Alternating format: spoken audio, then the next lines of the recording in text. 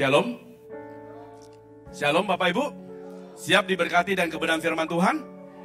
Mari buka Alkitab kita yang terambil di dalam surat Filipi pasal yang keempat ayat 2 dan 3. Surat Filipi pasal 4 ayat 2 dan 3 berkata demikian.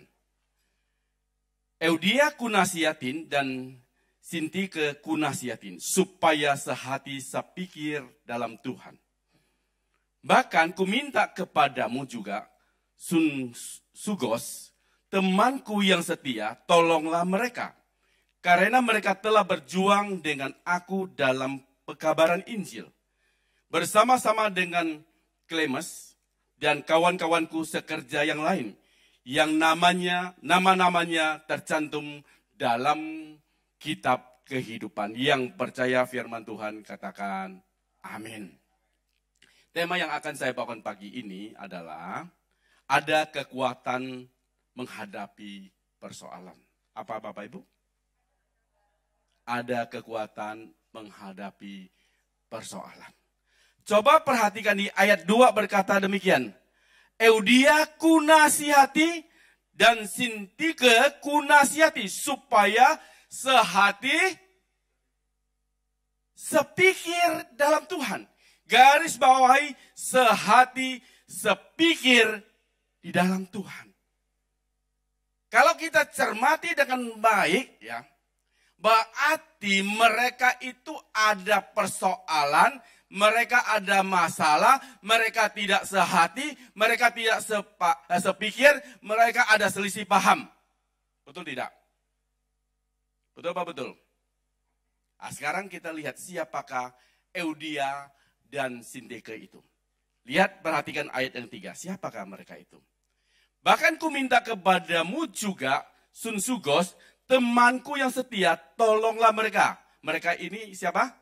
Eudia dan Sintike. Karena mereka telah apa? Mereka telah apa? Berjuang dengan aku, berjuang dengan Rasul Paulus. Dalam apa? Dalam pengkabaran Injil. Siapakah mereka, Eudia dan Sintike? Ternyata teman-temannya Paulus adalah orang-orang yang berjuang bersama dengan Rasul Paulus di dalam pengkabaran Injil. Lewat firman Tuhan ini saya mau tanya, hamba-hamba Tuhan bisa selisih paham tidak? Hamba Tuhan bisa gagal paham tidak? Hamba Tuhan bisa berantem tidak? Jangan sampai berantem ya. Hamba-hamba Tuhan bisa bermasalah tidak? Semua itu bisa terjadi. Ketika hal itu terjadi, harus diselesaikan dengan baik. Makanya Rasul Paulus walaupun saat itu ada di penjara Filipi, dia minta kepada rekan yang lain yang tidak bermasalah, yaitu Sugos, untuk mendamaikan mereka. Kalau hamba Tuhan saja bisa bermasalah, jemaat Tuhan bagaimana? Ada masalah tidak? Bisa bermasalah tidak? Saya doakan jemaat di tempat ini tidak ada yang bermasalah. Saling mengasihi satu sama lain. Semua bisa selesaikan dengan baik. Amin. Hari ini kita sama-sama belajar supaya kita tetap kuat menghadapi persoalan masalah yang datang dalam kehidupan kita. Pertama, bagaimana kita bisa tetap kuat menghadapi tantangan persoalan masalah yang Tuhan izinkan terjadi dalam kehidupan kita. Bukan hanya jemaat Tuhan, juga kita hamba Tuhan, ketika menghadapi masalah, kita harus tetap kuat. Amin. Kita lihat Filipi 4 ayat yang keempat. Filipi 4 ayat 4 berkata demikian. Bersukacitalah senantiasa dalam Tuhan. Sekali lagi kukatakan bersukacitalah. Ayo kita sama-sama Pak. 1, 2, 3. Bersukacitalah senantiasa dalam Tuhan. Sekali lagi kukatakan bersukacitalah. Seringkali kita kehilangan sukacita karena persoalan.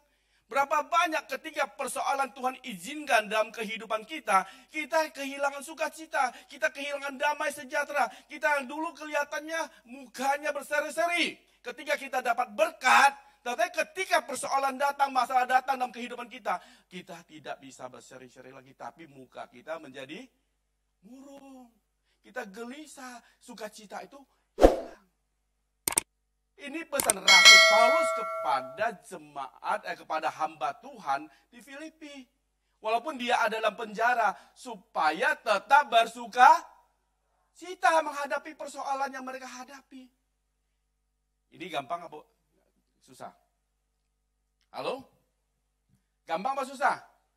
Atau gampang-gampang susah? Atau susah-susah gampang? Ini bukan perkara gampang loh. Misalnya ada teman sepelayanan yang kita akrab, kita baik, terus menfitnah kita. Bisa sukacita? Ada teman sekantor yang waduh akrab dengan kita, dia telikung kita dari belakang. Bisa sukacita? Bisa tetap bersukacita? Ngomong bisa gampang. Tapi ini bukan perkara yang gampang. Mungkin ada hamba Tuhan nasihatin kita atau teman kita nasihatin kita. Aduh Pak, tersenyum Pak, jangan sedih Pak. Ya, tetap bersukacita Pak. Ya. Gampang apa susah? Bagaimana kita bisa tetap bersukacita? Injil itu apa sih Injil?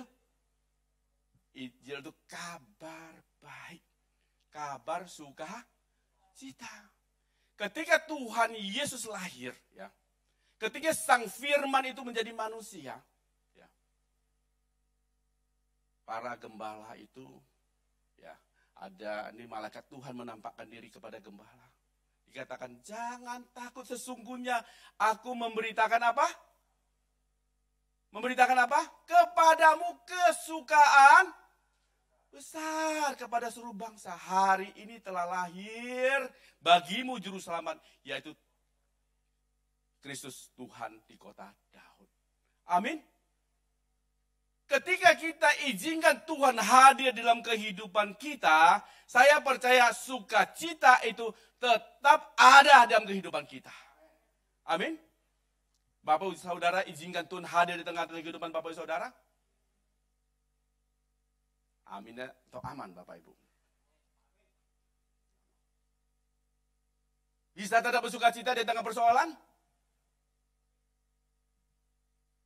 Ketika kita menghadapi persoalan, kalau kita izinkan Tuhan hadir di tengah-tengah kehidupan kita, saya percaya kita tetap bersukacita di tengah persoalan. Yang menjadi masalah ketika persoalan itu Tuhan izinkan datang dalam hidup kita, kita tidak izinkan Tuhan hadir dalam kehidupan kita. Caranya bagaimana ya Pak ya, untuk menghadirkan Tuhan dalam kehidupan kita? Jadi coba lihat di Filipi 4 ayat 8. Coba ya, kita sama-sama baca ya. Filipi 4 ayat 8. Bagaimana caranya sih kita hadirkan Tuhan? Jadi akhirnya saudara-saudara, semua yang apa? Semua yang benar, semua yang mulia, semua yang adil, semua yang suci, semua yang manis, semua yang sedap didengar, semua yang disebut kebajikan dan patut dipuji, diapakan? Pikirkanlah semuanya itu. Ya. Yang saya mau sampaikan kepada Bapak Saudara, bagaimana kita ini hadirkan Tuhan di tengah-tengah kehidupan kita. Pertama-tama, kita ini harus berpikiran positif. Amin. Orang yang berpikiran positif berarti dia izinkan Tuhan berkarya dalam kehidupan kita. Bukan hanya berbicara tentang doa dan doa Bapak Saudaraku. Kalau pikiran kita negatif terus, kita tidak bisa hadirkan Tuhan di dalam kehidupan kita. Makanya Rasul Paulus menasihati hamba-hamba Tuhan supaya dia berpikiran positif. Pikirkan semua yang benar, semua yang mulia, semua yang adil, semua yang suci, semua yang manis didengar. Kebajikan dan sebagainya, pikirkan itu. Amin. Amin. Jangan pikirkan, waduh, orang ini benci, orang ini loh, saya Ada begitu? Gak ada di sini. Di sini tidak ada. Orang-orang di GAB, House of Prayer, itu pikirkan yang baik-baik. Amin. Amin. Seringkali Bapak Saudara, kita tidak izinkan Tuhan hadir dalam kehidupan kita. Karena pikiran kita ini terlalu kotor. Pikiran kita pikiran jahat-jahat. Pikiran yang tidak baik. Mulai saat ini Bapak Saudaraku, kalau engkau mau hadirkan Tuhan dalam kehidupan Bapak Saudara, mulai dengan pola pikir yang benar. Makanya di surat Roma pasal 12 ayat 2 katakan apa? Coba kita lihat surat Roma pasal ke-12 ayat 2 berkata demikian. Coba. Janganlah kamu menjadi serupa dengan dunia ini, tetapi berubahlah oleh pembaharuan. Ya, ada satu pembaharuan budi dalam kehidupan kita. Ada pola pikir yang berubah sehingga kita tahu membedakan mana yang apa? Kehendak Allah, apa yang baik, apa yang berkenan kepada Allah. Amin. Ada perubahan cara berpikir kita. Jangan berpikir yang negatif terus, ya. Ketika kita berpikir positif, saya percaya ketika kita berdoa, ya. Ketika kita berdoa, kita bisa naikkan ucapan syukur kita di hadapan Tuhan. Ketika kita naikkan ucapan syukur kita di hadapan Tuhan, maka damai sejahtera Allah akan melingkupi kita. Walaupun di tengah persoalan masalah kita, walaupun kita ada beban, walaupun ada rintangan, walaupun ada persoalan, maka damai sejahtera Tuhan itu akan melingkupi seluruh hidup kita. Karena damai sejahtera Tuhan berikan bukan dari luar tapi dari dalam keluar. Amin Bapak Ibu. Amin. Bagaimana ada kekuatan menghadapi persoalan, hadirkan Tuhan di dalam kehidupan kita. Amin Bapak Ibu. Itu yang pertama. Yang kedua, bagaimana kita bisa tetap kuat menghadapi tantangan persoalan. Kita kembali ke surat Filipi pasal 4 ayat yang kelima. Coba kita baca sama-sama ya. 1, 2, 3. Hendaklah kebaikan hatimu diketahui semua orang. Tuhan sudah dekat. Ayat ini bukan suruh kita tunjukkan kebaikan kita, kita sombongkan kebaikan kita kepada orang lain. Bukan Bapak Saudaraku. Ayat ini memberitahu kepada kita, Bapak Saudaraku, orang lain harus bisa rasakan kebaikan kita dalam kehidupannya. Amin. Apakah orang bisa lihat hati kita? Bisa nggak orang lihat hati kita? Bisa lihat hati Pak Lili? Bisa lihat hatinya? Nggak bisa. Tapi saya bisa rasakan ya kebaikan hatinya. Lewat apa? Lewat perbuatannya. Amin. Bukan hanya omongannya, tapi lewat perbuatannya. Ada ditambah lagi, Tuhan sudah dekat. Ya. Artinya apa? Tuhan itu mengingatkan kepada setiap kita bahwa kita masih diberikan kesempatan, itu jangan kita sia-siakan. Selama kita masih bisa berbuat baiklah. Amin. Karena ada saatnya kita tidak punya kesempatan untuk berbuat baik. Kalau ada kesempatan yang Tuhan berikan, pergunakan kesempatan itu dengan baik untuk berbuat baik. Ya. Orang tidak bisa melihat hati kita, saya ini baik, hati saya baik. Orang tidak bisa lihat itu. Tapi orang bisa lihat dari tindakan Bapak Ibu Saudara terhadap orang lain. Harus memiliki sikap hati yang baik. Itu gampang tidak? Halo, itu gampang tidak? Itu juga tidak gampang. Ya. Itu tidak gampang Bapak Saudara. Kalau orang berbuat baik kepada kita, kita gampang nggak berbuat baik kepada dia?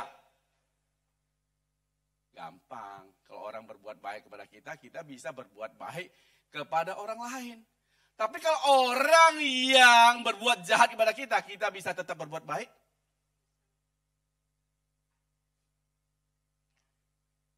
Kalau standar dunia, Bapak Saudaraku. Orang berbuat baik kepada kita, kita akan juga berbuat baik kepada dia.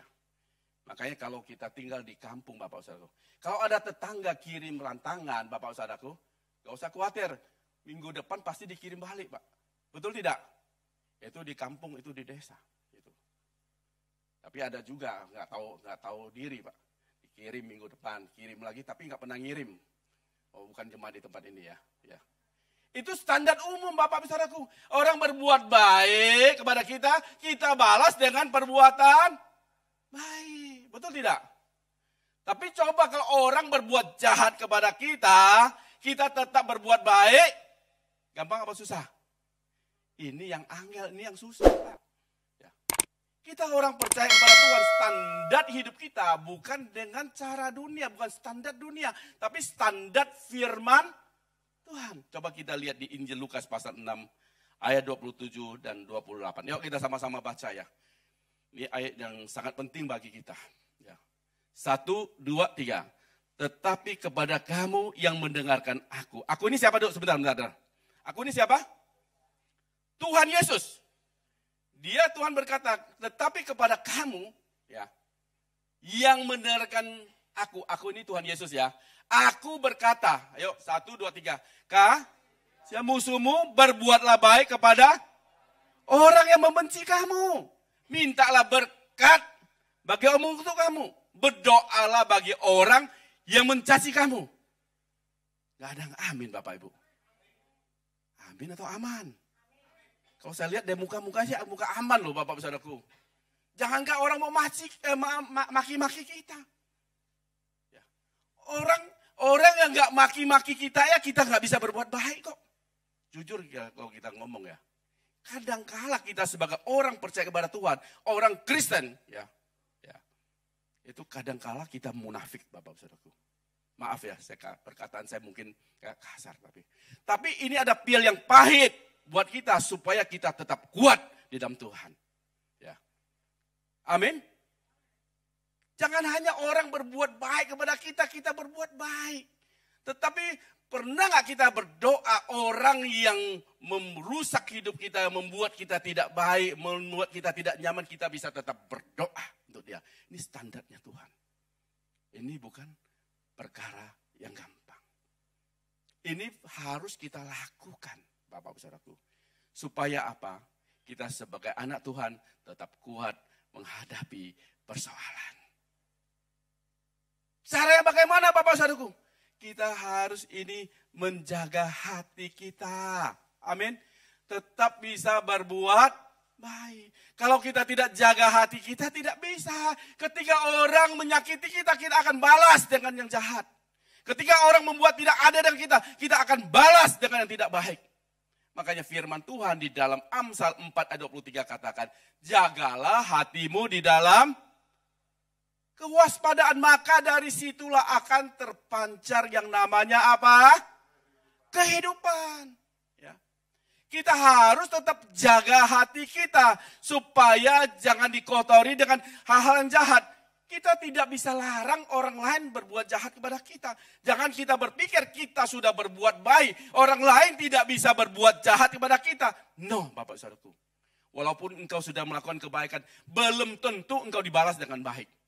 Yang penting dalam diri kita sebagai anak Tuhan, kita tetap harus berbuat baik kepada siapapun. Walaupun dia itu menyakiti kita. Gampang apa susah Bapak Ibu? Susah-susah gampang. Banyak susahnya ya. Kalau saya katakan ini susah Bapak Saudara, susah. Tapi harus kita lakukan. Ayo katakan dengan kita, ini susah tapi harus kita lakukan. Ayo katakan dengan saudara.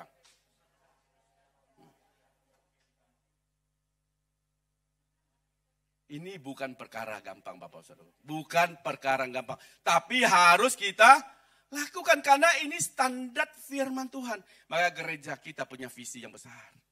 Kembali kepada gereja mula-mula yang penuh kasih dan kuasa. Ya. Dan kita saya tahu kita belum sempurna. Tapi kita menuju kepada kesempurnaan. Kita pandang Kristus terus. Amin. Sehingga kita berjalan terus menuju kepada kesempurnaan. Ya, apa yang tidak baik kita perbaiki. Supaya kasih Tuhan itu selalu mengalir di tengah-tengah gereja ini. Amin. Bagaimana bisa tetap kuat menghadapi tantangan persoalan? Kita harus menjaga hati kita dalam kondisi yang baik. Amin. Kalau kita tidak bisa menjaga kondisi hati kita, Bapak Saudaraku, di mana saja hati kita bisa tercemar. Kita di tengah perjalanan, kita melihat tingkah laku orang mengendarai kendaraan, hati kita bisa tercemar. Ketika orang berkata-kata yang tidak baik, hati kita bisa tercemar. Ketika ada orang-orang melakukan tindakan-tindakan yang tidak terpuji, hati kita bisa tercemar. Oleh sebab itu Bapak Saudaraku, kalau engkau mau tetap kuat menghadapi tantangan, kita harus tetap menjaga kondisi hati kita, tetap terpelihara dengan baik. Amin. Jangan sampai hal-hal yang tidak baik itu meracunin hati kita. Amin Bapak Ibu. Yang terakhir, yang ketiga. Bagaimana bisa tetap kuat menghadapi tantangan persoalan. Kembali ke surat Filipi pasal yang keempat, ayat 6. Yuk kita sama-sama baca juga ya. Filipi 4 ayat ke-6. 1, 2, 3. Janganlah hendaknya kamu khawatir tentang apapun juga. Tetapi nyatakanlah dalam segala hal keinginanmu kepada Allah dalam doa dan permohonan dengan ucapan syukur. Coba Bapak Ibu Saudara baca baik-baik. Ya. Ada persoalan, ada masalah, ya. Suruh kita jangan khawatir. Bisa tidak? Saya ajak Bapak Saudara berpikir ya. Bapak Saudara ada persoalan, ada masalah yang Bapak Saudara sedang hadapi, ya. Mau kontrak rumah, uang nggak ada, ya. Anak mau daftar sekolah, nggak ada uang. Ada persoalan, sakit, penyakit, dan macam-macam, ya. Dibilang suruh jangan khawatir. Bisa tidak? Susah jawabnya sih. Sebagai manusia kita bisa khawatir, betul tidak? Mana sih ada orang yang tidak khawatir, ya? Kita punya utang, orang udah mau nagih, ya, udah janji uang nggak ada, bisa khawatir tidak? Bisa, kita bisa khawatir. Sebagai manusia kita bisa khawatir. Tetapi Tuhan bukan hanya suruh kita jangan khawatir saja. Tapi Tuhan juga memberikan solusi kepada kita supaya kita tidak hidup di dalam kekhawatiran. Kalau Bapak Saudara baca firman Tuhan ini dengan baik Bapak Saudaraku, Tuhan bukan hanya suruh kita jangan khawatir, tapi Tuhan juga memberikan solusi kepada kita supaya kita tidak hidup di dalam kekhawatiran. Caranya bagaimana? Coba perhatikan lagi ayat 6 tadi. Janganlah hendak kamu khawatir tentang apapun juga. Yuk, tetapi apa? Nyatakanlah keinginanmu segala hal, keinginanmu kepada siapa? Kepada Allah di dalam doa. Sebagai manusia Bapak Ibu Saudara bisa khawatir. Bisa was-was bagaimana hadapi keadaan ini. Kita tidak mampu sebagai manusia, kita lemah dalam banyak hal, kita bisa khawatir. Tetapi ketika kekhawatiran itu datang dalam hidup kita. Ya, ingat. Ada Tuhan yang berdaulat, ada Tuhan yang berkuasa atas hidup kita.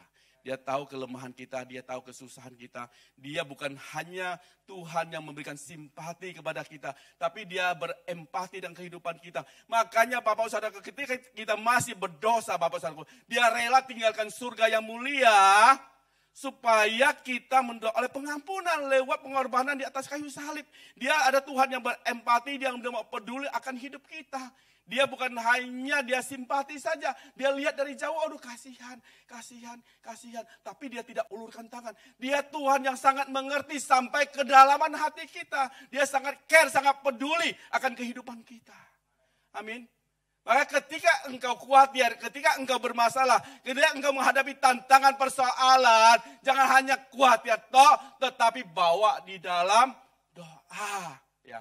Di dalam 1 Petrus 5 ayat yang ke-7, serahkanlah segala kekhawatiranmu, maka Tuhan itu akan memelihara kamu. Amin. Bagaimana menyerahkan? Yaitu bawa di dalam doa segala persoalan kita. Kita sendiri sebagai manusia tidak mampu, kita punya kelemahan, kita punya kekhawatiran. Ketika kita berdoa, Tuhan memberikan kekuatan kepada kita.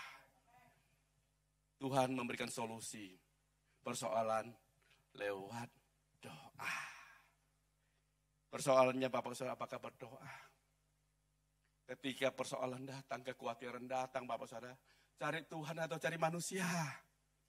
Halo? Cari Tuhan atau cari manusia? Kalau jujur, Tuhan gak kelihatan loh Bapak Saudara. saudaraku yang kaya itu mobilnya 5. Rumahnya akeh. Depositonya banyak. Mau cari pinjaman, cari Tuhan atau cari saudara? Cari Tuhan. Gak mungkin lah. Pasti cari saudara kita. Saudara kita memang bisa dipakai Tuhan untuk menolong kita.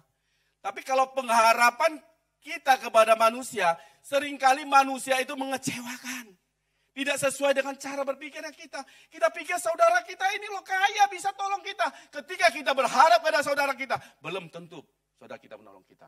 Tapi ketika kita berharap kepada Tuhan, Tuhan yang maha tahu, Tuhan yang maha pengasih itu, dia sanggup menyelesaikan persoalan masalah yang kita hadapi. Amin. Bagaimana kita tetap kuat menghadapi tantangan persoalan. Bawa semua masalah kita di dalam doa.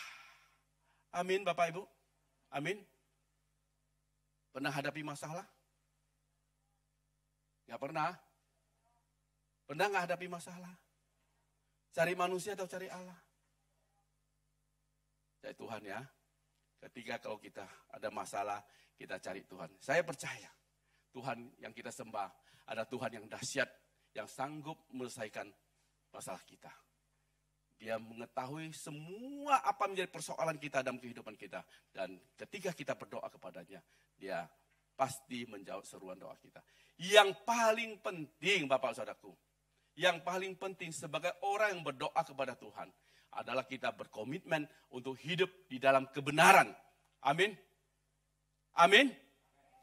Karena doa orang benar itu sangat besar kuasanya. Kalau engkau tidak hidup dalam kebenaran, berarti doamu itu ada kuasa tidak? Halo? Boleh kita sama-sama berdoa. Sama-sama berdoa. Ya. Ini berdoa 1 jam, ini doa 1 jam. Ya. Ya. Tapi kalau engkau tidak hidup di dalam kebenaran, ya, akan kelihatan setiap doamu itu selalu terhalang. Terhalang oleh apa? Ya, ya saya katakan yang menjadi penghalang adalah apa? Dosamu dan pelanggaranmu. Ya. Sehingga Tuhan tidak menjawab seruan doamu. Ya. Ketika engkau berkomitmen hidup dalam kebenaran, saya sangat percaya setiap seruan doa kita pasti dijawab oleh Tuhan. Amin. Oleh sebab itu Bapak Saudaraku, kalau engkau berkomitmen hidup dalam kebenaran, ya, engkau tidak perlu khawatir tentang apapun juga. Karena Tuhan pasti menjawab seruan doa Bapak Saudara.